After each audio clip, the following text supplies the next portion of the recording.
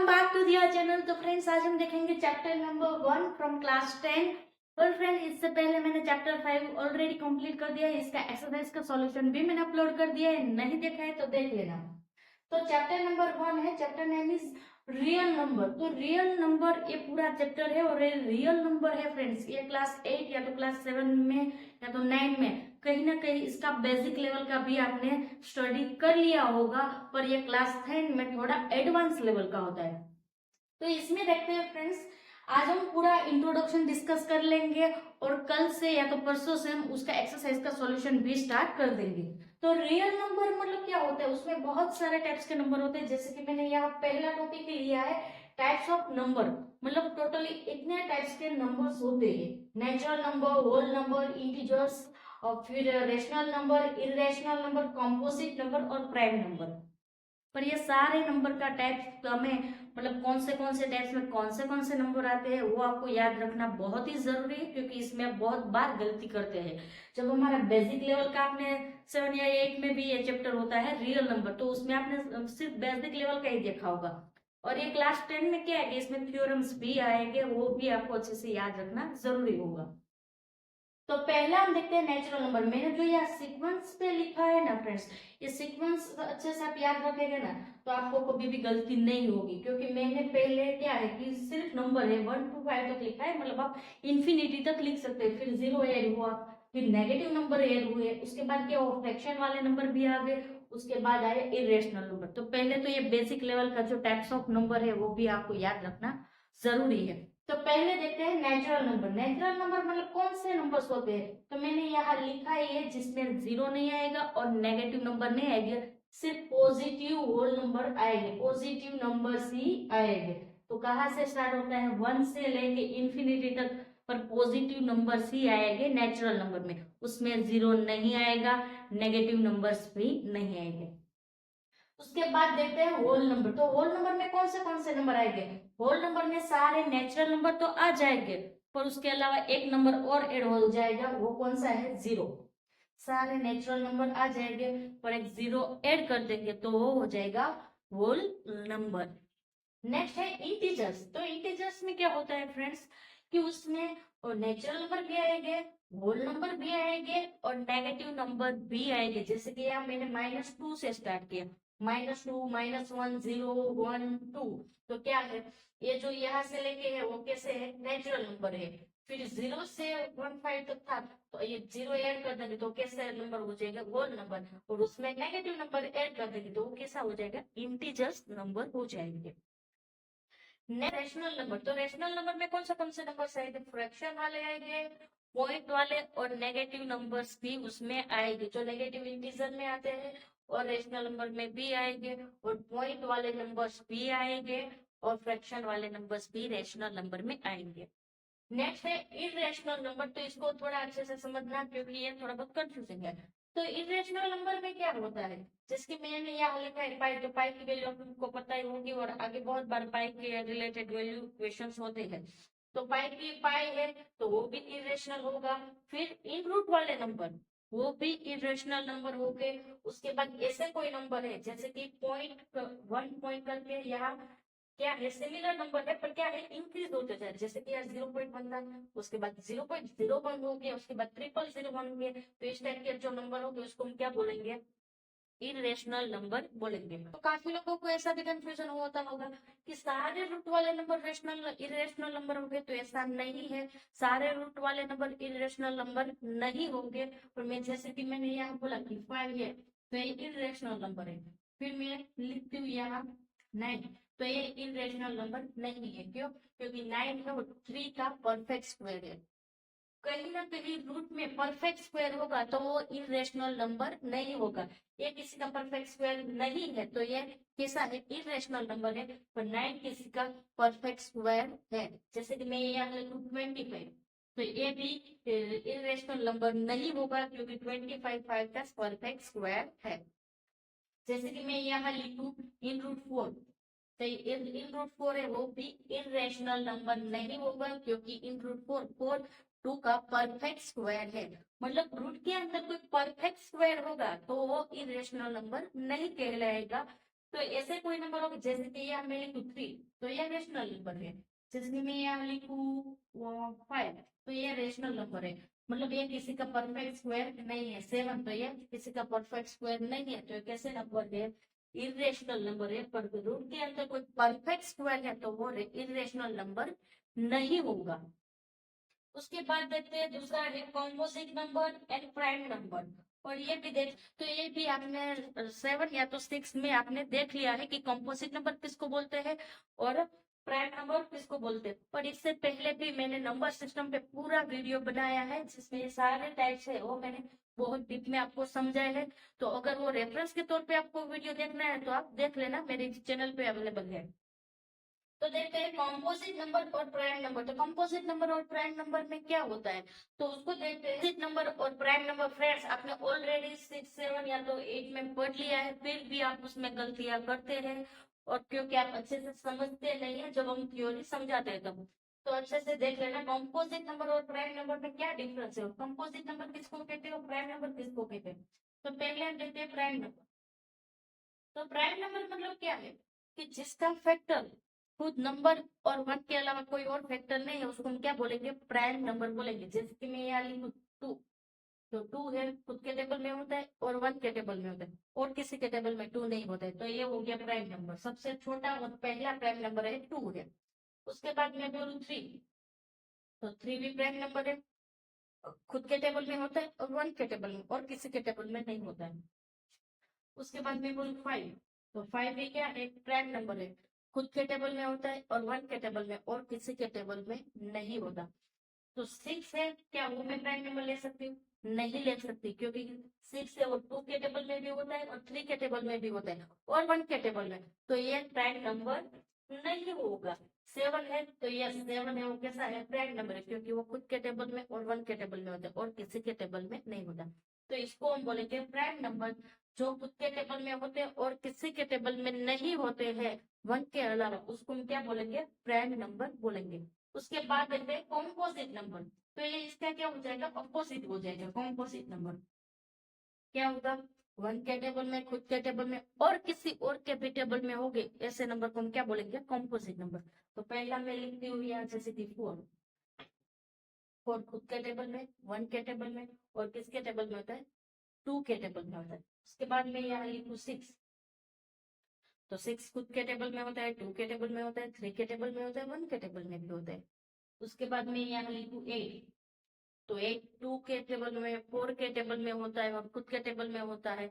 उसके बाद में यहाँ लिखूँ 9 तो 9 3 के टेबल में भी होता है, खुद के टेबल में होता है और 1 के टेबल में भी होता है। तो ये सारे कैसे कंपोजिट नंबर है, मतलब उसके 2 से ज्यादा फैक्टर हो गए जिसके उसको क्या बोलेंगे? कंपोजिट नंबर बोलेंगे। और जिसके हम 2 ही फैक्टर हो गए, एक 1 और एक नंबर खुद, उसको हम क्या बोलेंगे? प्राइम नंबर बोलेंगे। तो यहाँ जो हमारे सारा नंबर का जो अलग अलग तरीके से सारे बहुत सारे नंबर होते हैं वो सारे हमने देख लिए कि इतने नंबर्स होते हैं और ये नंबर को कैसे आइडेंटिफाई करना है। तो उसके तौर पे मैंने यहाँ लिख के भी आपको बता दिया कि कौन से टाइप के नंबर कौन से कैटेगरी में होते हैं। इसके बाद हम देखते हैं एलसीएम और एचसीएफ। तो फ्रेंड्स काफी सारे स्टूडेंट को एलसीएम और एचसीएफ में बहुत सारी गलती होती है और बहुत सारा कंफ्यूजन होता है। ये 6 और 7 के मतलब सिलेबस में होता है या तो 5th के सिलेबस में भी हो सकता है। पर अभी तक जिसका अभी ग्रेजुएशन चल रहा है उसको एलसीएम और एचसीएफ के बारे में पूछेंगे ना तो वो कंफ्यूज ही हो जाएंगे, वो परफेक्ट आंसर राइट आंसर नहीं दे पाएंगे क्योंकि ये थोड़ा बहुत कंफ्यूजिंग रहता है। तो सारा कंफ्यूजन हम आपका दूर कर देंगे, बहुत इजी मेथड से आपको सिखाएंगे और 2 मेथड से आपको सिखाएंगे तो आपको कभी भी एलसीएम और एचसीएफ निकालने में गलती नहीं करेंगे। तो क्या होता है देखते हैं। तो एल फॉर क्या होता है? लिस्ट होता है, सी फॉर होता है कॉमन होता है और एम फॉर होता है मल्टीपल। लिस्ट कॉमन मल्टीपल होता है।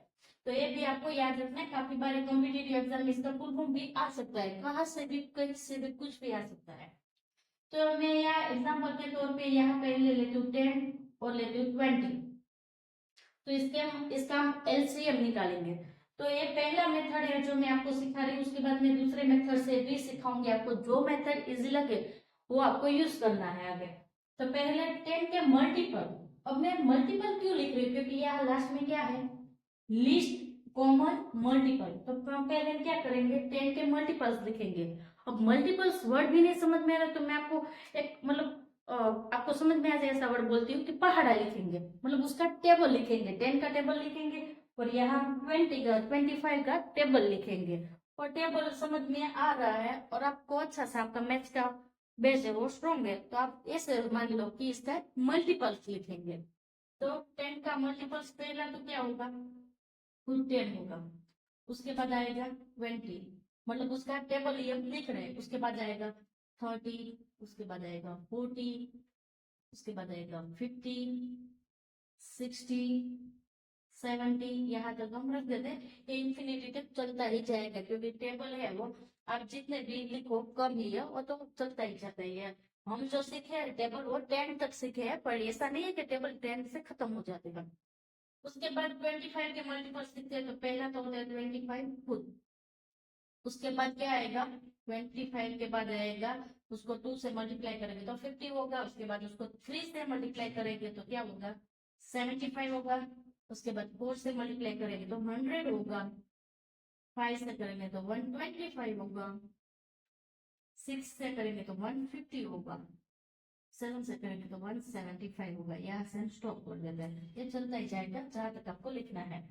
अब क्या करना है, ये मल्टीपल्स हो गए, क्या होता है लिस्ट कॉमन मल्टीपल, तो मल्टीपल हमने लिख दिए। अब हम सी पे आते हैं, तो उसमें क्या है, अब हमें कॉमन फाइंड करना है।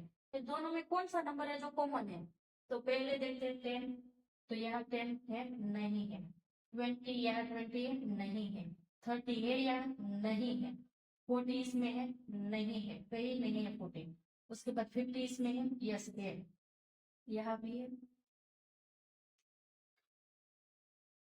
यहाँ है, ये रहा 50 और ये रहा यहाँ 50।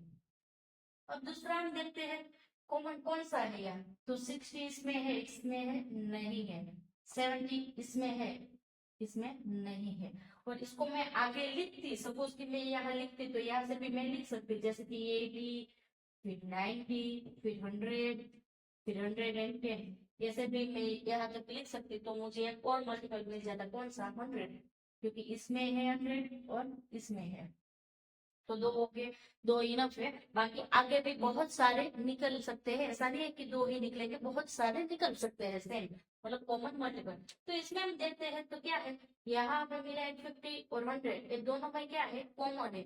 हमें क्या फाइंड करना था, पहले हमने लिखा मल्टीपल्स लिखे, उसके बाद हमें कॉमन मल्टीपल फाइंड करना था। तो हमने अभी यहाँ दो निकाले, बहुत सारे निकल सकते हैं, पर हमें तो बेसिक लेवल का भी देख रहे हैं, तो कितने निकले यहाँ, एक 50 और 100, यहाँ भी क्या है 50 और 100, तो दो हमें क्या मिल गए, कॉमन फैक्टर मिल गए हैं, कॉमन मल्टीपल, सॉरी। कितने हैं फ्रेंड्स, यहाँ दो है, एक तो है 50, दूसरा है 100। अब हम क्या करेंगे, ये दो मल्टीपल्स हमें मिल गए, कॉमन मल्टीपल हमें मिल गए। उसके बाद क्या है, एल का मीनिंग हम समझेंगे कि लिस्ट, लिस्ट मतलब क्या होता है, सबसे छोटा, सबसे नन्हा वाला। लिस्ट मतलब क्या होता है, सबसे छोटा। लिस्ट का मीनिंग ही क्या होता है, कम, छोटा, या तो सबसे मतलब नन्हा।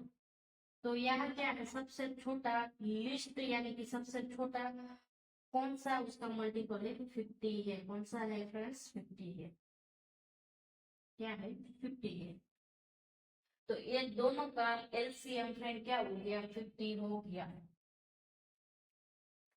मैं आपको समझाती हूँ, क्या था, लिस्ट कॉमन मल्टीपल, तो पहले हमने क्या लिखा, 10 के और 25 के मल्टीपल्स लिखे, उसके बाद उसमें से कॉमन निकाला, तो कॉमन हमें दो मिले, 50 भी दोनों में था और 100 भी दोनों में था। उसके बाद हमें क्या करना था कि लिस्ट का मीनिंग क्या होता है, सबसे छोटा, तो सबसे छोटा मल्टीपल उसका कौन सा था, 50, तो ये हो गया उसका एलसीएम। ये था हमारा मेथड नंबर 1। अब जो मेथड बुक्स में चलता है वो मेथड से भी मैं आपको समझाती हूँ। ये मेथड आपको अच्छा लगता है तो ये मेथड अप्लाई करना, बुक वाला अच्छा लगता है तो बुक वाला अप्लाई करना। तो यहाँ हमें कितने मिले, 50, ये भी हम याद रखना क्योंकि आगे हम कैलकुलेशन करेंगे तो उसमें भी हमें 50 वो मेथड से मिलता है नहीं मिलता है, वो भी हमें क्रॉस वेरीफाई करना होगा। तो यहाँ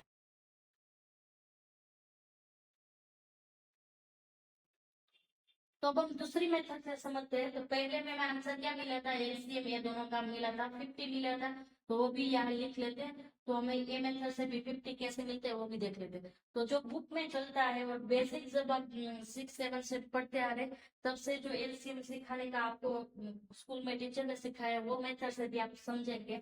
आपको जो मेथड फिर आपको अच्छा लगे वो मेथड से कैलकुलेशन करना। तो पहले निकालेंगे 10 का, उसके बाद निकालेंगे 25 का। तो 10 का निकालते हैं। तो 10 को हम पहले तो सबसे छोटा जो प्राइम नंबर होता है उससे ही हम क्या करेंगे, डिवाइड करेंगे। तो पहले 2 से डिवाइड करते हैं तो होता है, यस होता है। 2 से डिवाइड करेंगे तो हमें क्या मिलेगा, 5 मिलेगा। अब यहाँ मिला 5, तो 5 को 2 से डिवाइड नहीं कर सकते, 3 से डिवाइड नहीं कर सकते, कौन से नंबर से डिवाइड कर सकते, ओनली 5 से। इसको 5 से हम डिवाइड करेंगे तो क्या मिलेगा, हमें यहाँ मिलेगा 5, तो क्या हो जाएगा, 1 हो जाएगा। 1 तक आपको ये नंबर को पहुंचा देना है, तब तक आपको डिवीजन करते रहना है। उसके बाद हम 25 का देखते हैं। तो 25 को 2 से डिवाइड नहीं कर सकते, 3 से डिवाइड नहीं कर सकते, तो डायरेक्ट हम कहाँ से डिवाइड कर सकते हैं, 5 से डिवाइड कर सकते हैं। तो 5 से इसको डिवाइड करेंगे तो हमें क्या मिलेगा, 5 मिलेगा। अब ये जो 5 मिला इसको हम 2 से 3 से किसी से नहीं डिवाइड कर सकते, सिर्फ 5 से डिवाइड कर सकते हैं। तो इसको 5 से डिवाइड करेंगे तो हमें क्या मिल जाएगा, 1 मिल जाएगा। तो ये हो गया, जैसे भी लिखो तो इससे भी होगा। तो यहाँ क्या हो गया, 1 हो गया। अब क्या करना है, तो दोनों के मल्टीपल्स मिल गए। 10 के मल्टीपल्स क्या है, 2 है, 5 है। 25 के मल्टीपल्स क्या है, एक ही मल्टीपल है, 5 है, क्योंकि उसको और किसी नंबर से हम डिवाइड नहीं कर सकते, 2 से 3 से डिवाइड नहीं कर सकते। अब क्या करना है, हमें क्या फाइंड करना है फ्रेंड, एलसीएम फाइंड करना है। क्या फाइंड करना है, एलसीएम फाइंड करना है। तो पहले क्या लिखेंगे हम, 10 के मल्टीपल्स लिखेंगे। 10 के क्या है, 2 और 5 है। उसके बाद 25 के क्या है, 5 2 टाइम्स है, 5 2 टाइम्स है।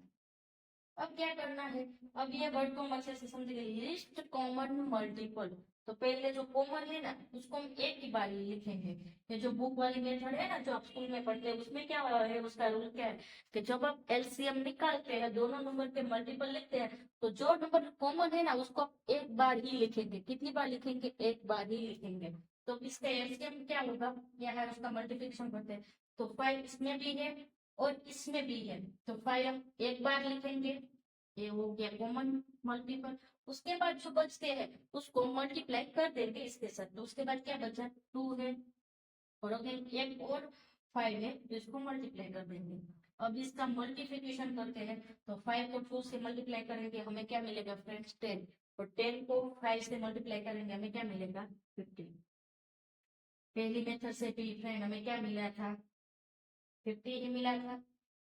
देख लेते हैं, मैंने आंसर ऊपर लिखा है, यस। पहली मेथड से भी हमें एलसीएम क्या मिला था, 50 ही मिला था। 10 और 25 का सेकंड मेथड से भी इससे इतना नहीं मिला। पहला मेथड है ना वो बहुत इजी है, आपको जो कंफ्यूज करता है ना वो एलसीएम कंफ्यूज करता है। एलसीएम तो बहुत इजी है और ये एक मेथड से आपको समझ में आ जाएगा।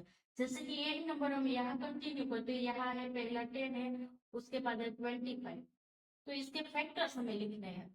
मैंने यहाँ मल्टीपल्स देखे थे क्योंकि ये क्या है, एलसीएम था इसलिए मैंने मल्टीपल्स लिखे थे। और यहाँ क्या है, हाईएस्ट कॉमन फैक्टर, तो यहाँ क्या लिखेंगे, फैक्टर लिखेंगे। फैक्टर आप सबको मालूम ही होगा, 10 फैक्टर है तो पहले तो आएगा 1, क्योंकि 1 के टेबल में सारे नंबर्स होते हैं। उसके बाद दूसरा उसका फैक्टर क्या है, तो 2। 10 किसके टेबल में आता है, और 2 के टेबल में भी होता है। उसके बाद किसके टेबल में आता है, 5 के टेबल में। और किसी के टेबल में 10 नहीं होता है, तो ये हो गए 10 के फैक्टर्स, 1 2 और 5। इसके बाद हम 25 के फैक्टर्स लिखते हैं। तो 25 किसके टेबल में आता है, एक तो 5 के टेबल में आता है, और 1 तो हमको लिखना ही होगा, ये 1।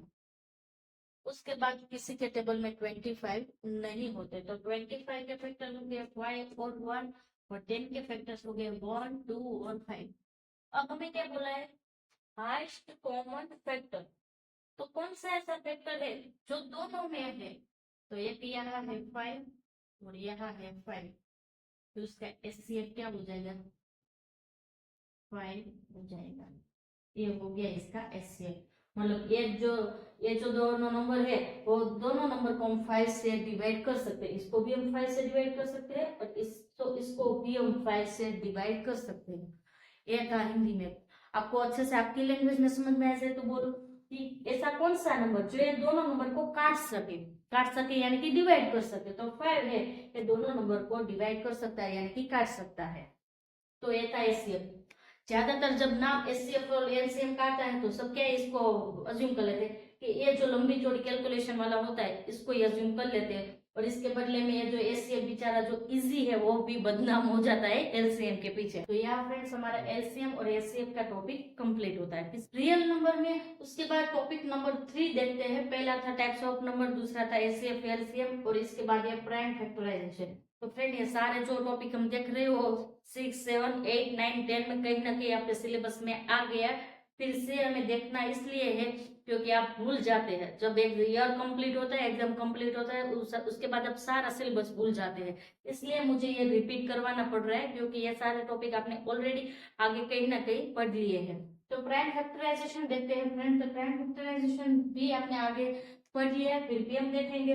जैसे कि मैं यहाँ लिखती हूँ कोई एक नंबर 8, तो 8 के फैक्टर्स क्या हो गए तो देखते हैं 8 किसके टेबल में होता है, 1 के टेबल में होता है, उसके बाद 2 के टेबल में होता है, उसके बाद किसके टेबल में होता है, 8 होता है 4 के टेबल में, और उसके बाद वो खुद के टेबल में होता है। तो ये क्या हो गया उसका फैक्टर। तो इसको ऐसे लिख सकते हैं जैसे कि 8 मल्टीप्लाई 1, फिर 1 मल्टीप्लाई 8, 1 के टेबल में 8 के टेबल में, उसके बाद 2 मल्टीप्लाई 4 और 4 मल्टीप्लाई 2। तो ये हो गए उसके फैक्टर। जब छोटा नंबर हो तो आप आराम से उसके फैक्टर्स निकाल सकते हैं, पर जब नंबर बड़ा है तब उसका फैक्टर हम कैसे निकालेंगे। बड़ा नंबर है तो उसके हम फैक्टर्स कैसे निकालेंगे वो देखते हैं। जैसे कि मैं यहाँ कोई बड़ा नंबर लेती हूँ, मैं यहाँ लेती हूँ 8000। अब इतना बड़ा नंबर है तो उसके फैक्टर हम कैसे निकालेंगे वो देखते हैं। तो जैसे कि यहाँ नाम क्या दिया है आपको, प्राइम फैक्टराइजेशन बोला है, तो हम प्राइम नंबर से क्या करेंगे, इसको डिवाइड करते जाएंगे। तो पहले हमें क्या करना है, आपको पता ही है कि फैक्टराइजेशन में सबसे पहले हम क्या करेंगे, सबसे छोटा जो प्राइम नंबर है उससे ही हम डिवाइड करने की ट्राई करेंगे, उसके बाद ही उसके बड़े नंबर्स लेंगे। तो पहले क्या है, हम इसको 2 से हम डिवाइड कर सकते हैं, यस कर सकते हैं। तो 2 से डिवाइड करेंगे तो हमें क्या मिलेगा, 4000। उसके बाद अगेन इसको 2 से डिवाइड कर सकते हैं, यस कर सकते हैं। तो इसको 2 से डिवाइड करेंगे, अगेन हमें क्या मिलेगा, 2000। अब इसको हम 2 से डिवाइड कर सकते हैं, हाँ कर सकते हैं, तो भी हमें क्या मिलेगा, 1000। अब इसको हम 2 से डिवाइड करते हैं तो हमें क्या मिलेगा, 5000, सॉरी 500। अब इसको हम 2 से डिवाइड करेंगे तो हमें क्या मिलेगा, 250 मिलेगा। इसको हम 2 से डिवाइड कर सकते हैं, यस अभी भी इसको 2 से डिवाइड कर सकते हैं तो हमें क्या मिलेगा, 125। अब ये जो 125 आ गया, इसको हम 2 से डिवाइड करेंगे तो हमें पॉइंट वाला नंबर मिलेगा, वो चलेगा नहीं। तो अब इसको हम 3 से डिवाइड कर सकते हैं, नहीं कर सकते। इसको हम किस से डिवाइड कर सकते हैं, 5 से डिवाइड कर सकते हैं। तो 125 को 5 से डिवाइड करेंगे तो हमें क्या मिलेगा, 25 मिलेगा। अब ये जो 25 है इसको हम 2 से डिवाइड कर सकते हैं, नहीं कर सकते। 3 से नहीं कर सकते, 5 से डिवाइड कर सकते हैं। तो अगेन इसको भी 5 से डिवाइड करेंगे, तो 5 से डिवाइड करेंगे तो हमें क्या मिलेगा, 5 मिलेगा। अब यहाँ 5 आ गया तो 5 को 1 से डिवाइड नहीं कर सकते, 3 से डिवाइड नहीं कर सकते, 5 को सिर्फ 5 से ही डिवाइड कर सकते। तो अगेन इसको भी 5 से डिवाइड करेंगे तो हमें क्या मिल जाएगा, यहाँ 1 मिल जाएगा। जब तक यहाँ आपको 1 ना मिल जाए तब तक आपको कैलकुलेशन कंटिन्यू रखनी है। पर आपको क्या करना है, सबसे छोटा जो प्राइम नंबर है 2 से स्टार्ट करना है। जब तक 2 से हो रहा है तब तक 2 से ही करना है। उसके बाद 3, अगर 3 से नहीं हो रहा है तो आपको 5 लेना है। उसके बाद 5 से नहीं हो रहा है तो आप 6, 7 जो भी आगे होगा उसे कैलकुलेट कर सकते हैं। अब क्या है, यहाँ तक आपको समझ में आ गया। उसके बाद देखते हैं अब इसके जो प्राइम इसके फैक्टर है वो हम लिखते हैं। तो पहले 2, उसके बाद ये सेकंड, 3, ये 4, उसके बाद ये 5, ये 6, ये हो गए 2। उसके बाद 5 है 3 टाइम, 5, 5, और यहाँ है 5। अब हम क्या करेंगे, इसकी जैसे कि इसको ऐसे लिखते थे कि 2 कितनी टाइम है, 1, 2, 3, 4, 5 और 6। तो 2 की 6 पावर हो जाएगी, ऐसे शॉर्ट में इसको ऐसे लिख सकते हैं।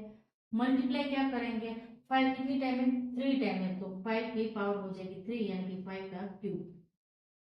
अब 2 की पावर क्या है 6 है तो 2 को 6 टाइम हम मल्टीप्लाई करेंगे तो हमें क्या मिलता है, जैसे कि यहाँ देखते हैं 2 को 2 से मल्टीप्लाई करेंगे 4, 4 को 2 से मल्टीप्लाई करेंगे 8, 8 को 2 से मल्टीप्लाई करेंगे 16, 16 को 2 से मल्टीप्लाई करेंगे 32 और 32 को हम 2 से मल्टीप्लाई करेंगे हमें मिलेगा 64। तो यहाँ आ गया 64। इसके बाद 5 का देखते हैं तो 5 को 5 से मल्टीप्लाई करेंगे 25, उसको भी 5 से मल्टीप्लाई करेंगे 25 का तो मिलेगा 125। 125 और 64 का मल्टीप्लिकेशन करेंगे ना तो आपको मिलेगा 8000। कैलकुलेटर में करके देख लेना, क्योंकि ये इसके जो इस दोनों का मल्टीप्लिकेशन होता है 8000 ही होता है। तो ये थे उसके प्राइम फैक्टराइजेशन मेथड। आपको छोटे नंबर हो तो आपको उसके फैक्टर अच्छे से याद हो गए क्योंकि टेबल में अच्छे से याद होते हैं, पर जब इस टाइप का बड़ा नंबर है या 8000 है, 10000, 6000, 5000 कोई भी नंबर होता है तो इसको आपको इसी मेथड से आपको क्या करना है, इसको फैक्टराइजेशन करना है। तो यहाँ हमारा जो प्राइम फैक्टराइजेशन था वो कंप्लीट होता है। उसके बाद हम देखते हैं नेक्स्ट टॉपिक।